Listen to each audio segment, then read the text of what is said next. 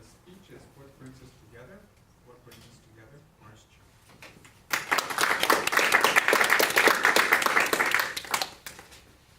On August 1999, I grabbed my best friend Roger in a fierce bear hug as he returned home after a year of study abroad. For 12 months, I imagined all the things that he and I would talk about when he got back. The foods, the cultures, the languages. And my personal favorite subject at 18 years old? Girls. Roger had told me he'd met someone special. So I was really looking forward to hearing about this vixen who had stolen my best friend's heart. I'm sure he knew that this was the first thing on my mind, so as we sat down at the nearest Starbucks, he pulled out a photograph and handed it to me. Hey buddy, there's two guys in this photo. Where's your girlfriend? He's right there. Oh. Moss, does this change anything? I was dead silent. When we first met as teenagers, I had known that Roger was completely different from me. But I had no idea it was this difference. When I first saw him in 9th grade history, I was pretty sure I wasn't going to like this guy. He stood out in a sea of jeans and t-shirts and perfectly pressed slacks, a fancy dress shirt, and a well-fitted sport coat. His greeting? Good day to you, good sir. Who talks like that?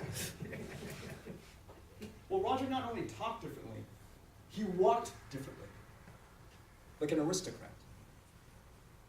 He always spoke in a dry, almost arrogant tone of voice when he was talking about European history, while the rest of us were talking about the score of the latest ball game. I remembered that he was the teacher's pet. His hand always the first in the air to answer a question, and his exam papers were always emblazoned with an A+, while ours, B's and C's, along with a few other letters. Well, one day as we were standing around the parking lot talking, something happened that I will never forget. Suddenly, our classmate Sarah screamed at me from across the parking lot. "Mars, come quickly! It's Cassandra! She's in trouble!" Do you remember when those long-awaited response letters to college applications finally came in? On that day, ours had finally arrived. One of our classmates, Cassandra, better known as Cass, was your typical overachiever, someone who constantly pushed herself to the edge of insanity for outstanding accomplishments such as a 4.0 GPA and being a first-chair flutist. When we ran with Sarah to find Cass, she was screaming, crying hysterically. "I'm such a failure!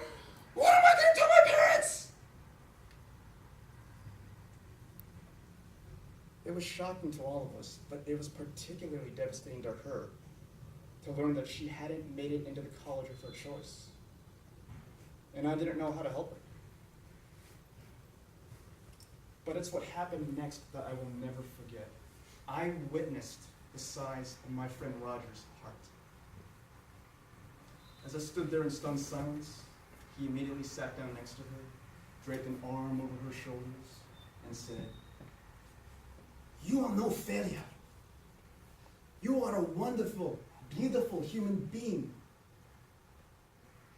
He constantly and patiently repeated himself over and over again until she calmed down. He suggested that Sarah walk Cass home. And as they disappeared into the distance, I asked Roger, "You know Cass?" "No, but doesn't matter. I saw a human being in pain. And I believe we all have an obligation to help relieve pain. Agree?" And it was in that moment I realized our values aligned. I I like this guy. Our friendship grew wider and richer from that point forward. And though we were as different as can be in terms of appearances and interests, we grew to know each other quite well because we shared the same values and belief systems. We continued to grow together from age 16 onwards in the most important ways. And though we'd been a world apart, our friendship was stronger than ever. So I looked my friend in the eye and I told him, no, this doesn't change anything. When do I get to meet him? There are all sorts of issues requiring acceptance in our lives, from high school graduations to college graduations, to differences in beliefs, values, our responses to the ups and downs of a life well lived. But despite all of that, we are more alike than different than one another. After all, it is our conscious and willing acceptance of our differences that bring us all together.